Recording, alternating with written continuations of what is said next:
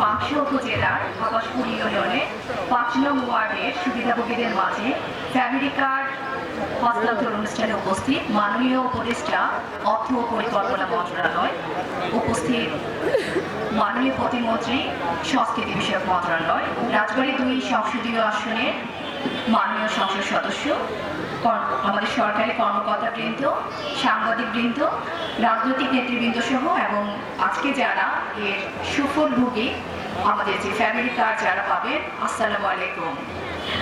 প্রথমে আমি আমাদের সরকারি কর্মকর্তাদের পক্ষ থেকে জেলা প্রশাসক হিসেবে আন্তরিক ধন্যবাদ এবং কৃতজ্ঞতা জানাচ্ছি মাননীয় উপদেষ্টা সহ দুজন যে জনপ্রতিনিধি এই এলাকার, এবং একই সাথে কৃতজ্ঞতা প্রকাশ করছি।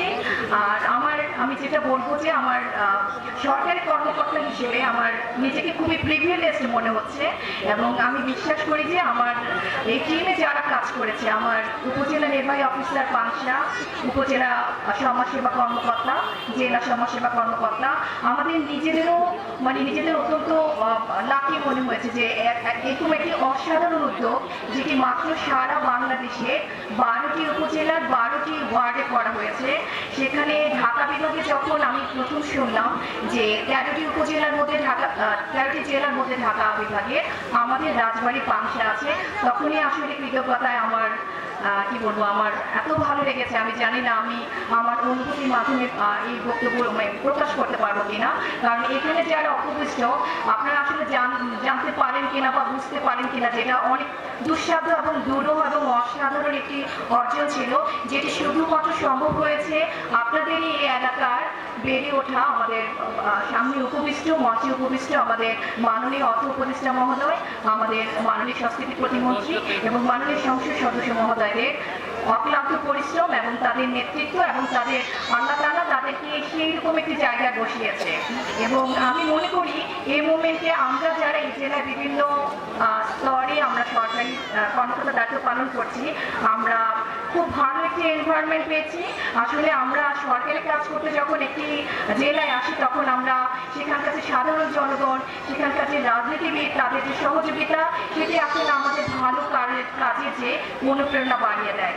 আমি বিশ্বাস করি যে এখন থেকে এই যে পলিটিক্যাল গভর্নমেন্ট আসলো, সামনে যারা রাজবাড়িতে কাজ করবে, এত সুন্দর একটি কাজের পরিবেশ, এত সুন্দর নেতৃত্বের সাথে কাজ করতে পারা, যারা সামনে আমার শ্রদ্ধেয় সবাই বসে আছেন, যাদেরকে দেখলে আসলে আমি আমার কথা বলবো যে আমার শ্রদ্ধায় মাথাটা নত হয়ে যায়।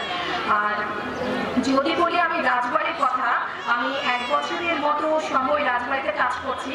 রাজবাড়ির সাধারণ জনগণ এত শান্তিপ্রিয়।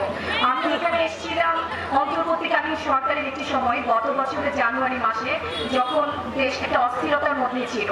সে সময়ও কিন্তু বাংলাদেশের অন্য জেলাগুলোর মধ্যে আমি রাজবাড়িতে অধিকতর কমফোর্ট ফিল করেছি।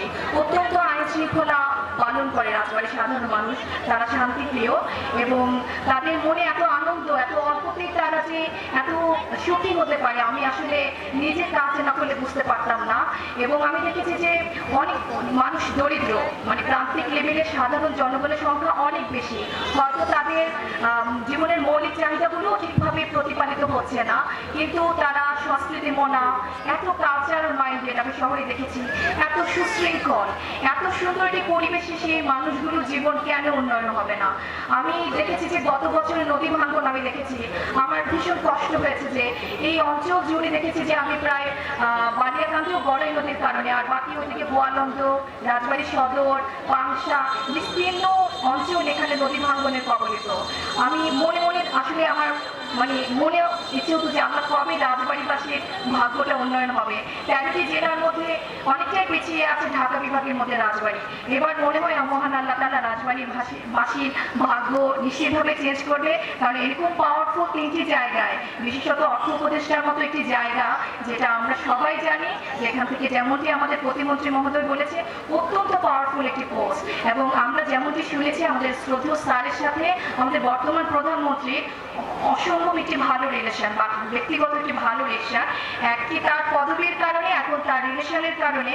এবং মাননীয় প্রতিমন্ত্রীকে আমি দেখেছি যে রাজবাড়িকে তিনি কি পরিমাণ ভালোবাসেন, এত এত যারা ভালোবাসেন, এদের সময় যদি রাজবাড়িবাসীর উন্নয়ন না হয় তাহলে কবে কখন হবে আমি জানি না। এবং আমি বিশ্বাস করি 5 বছরে যেমনটি তারা বলেছেন পদ্মা ব্যারেজ, পদ্মা সেতু, সেগুলোতে নিশ্চিতভাবে কাজ হবে।